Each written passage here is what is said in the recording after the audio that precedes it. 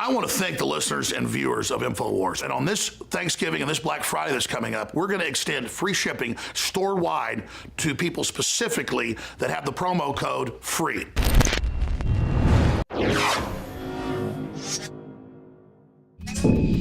Well, as people are trying to get away for Thanksgiving, taking planes, trains, and automobiles, let's take a look at this massive traffic jam in L.A. and what it tells us about the state of our infrastructure and where we're headed. The Telegraph, the United Kingdom, asks, is this the world's worst traffic jam, this Thanksgiving gridlock? And as you look at the pictures that they've got here, there's they tweet out, there's a tweet from ABC 7 Eyewitness News where they took a helicopter cam of the footage there. And basically, as Joe Jennings pointed out, LA has turned into a red state as we see the motorists with the blues. That's the 405 in California. It's the only way you can get to the airport. Now, as you look at this massive traffic jam going both ways, you got to ask yourself, is this a failed plan, or have we got urban planners who are planning to fail? What could they do about that? We have urban planners who say, we can't widen the roads. It's urban sprawl as it is. We're turning all of our cities into just a massive concrete jungle for people. We've got the people on Twitter saying it looks like they're doing the mannequin challenge. Others saying maybe they're decorating the 405 with Christmas tree lights. Another one says it's called the 405 for a reason. It takes 4 or 5 hours to get anywhere. And why is that? Why couldn't we do something about that? And of course, we could do something about it. Think about cities.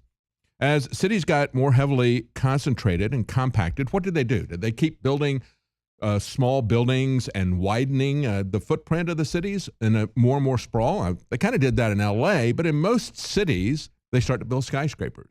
And we've seen that in some other cities, like in Austin here. We've got an addition to a part of the interstate here where they just added another layer of the interstate over the existing roadbed. Things like that could be done if they wanted to help us with the traffic situation, but they don't. And I think a very clear indicator of this was an editorial that was written back in September by the CEO of Lyft. This is a guy who by profession was an urban planner. This is a guy who loves cities. He sees cities as utopia. He sees cars as the problems with cities. And you have to understand, when you go back and think about our history in this last 100 years or so, the history of the car, I think he got it exactly opposite. I think cities are the problem. Cities have always been the problem. Thomas Jefferson said, cities are a threat to the health, the wealth, and the liberty of man. Why are they a threat to the liberty of man? Because it's not just the traffic concentration of cars. It's the concentration of people into one area. And that's what the urban planners want. That's what the politicians want. That's what the people who run these services like Lyft and Uber, the car companies want that. They want you to be concentrated in one area. And we should start thinking about the concentration of control that gives them over our lives. We should start thinking about the fact that as they plot to take away private car ownership, they're also plotting to turn us into renters. Not only renters of real estate, but renters even of our transportation, where they will own the roads, they will own the cars, and we will have to rent everything from them.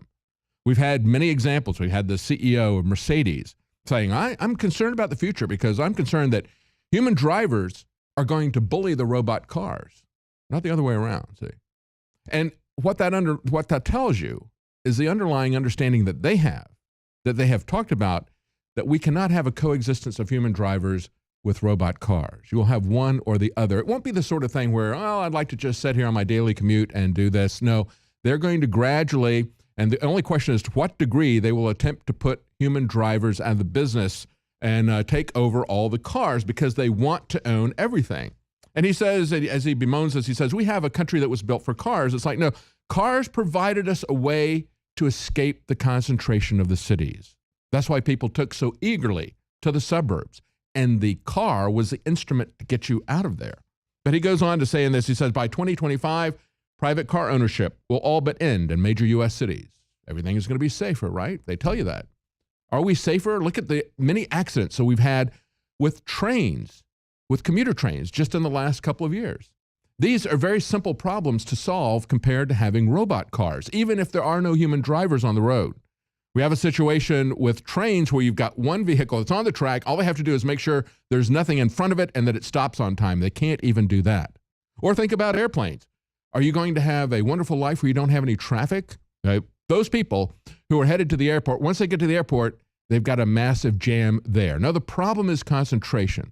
Cars, if urban planners wanted to do it, would be a way for us to lessen concentration, but they want control over your lives.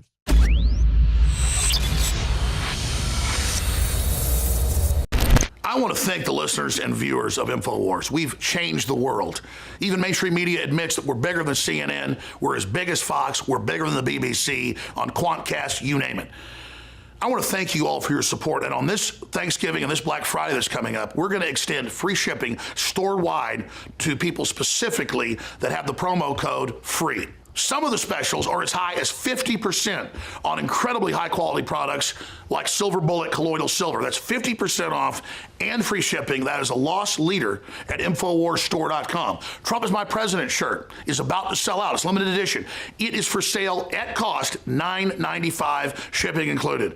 All you have to do is put in promo code FREE at checkout to get free shipping on top of discounts up to 50% off store-wide at InfoWarsStore.com. You can also call toll-free 888-253-3139. But for myself, the Infowars family, and everybody else in this fight, I want to salute and thank all of you for your support. Whatever you do, keep spreading the articles, the videos to everybody you know. It is absolutely devastating the globalists because we're on the march and the frickin' empire is on the run.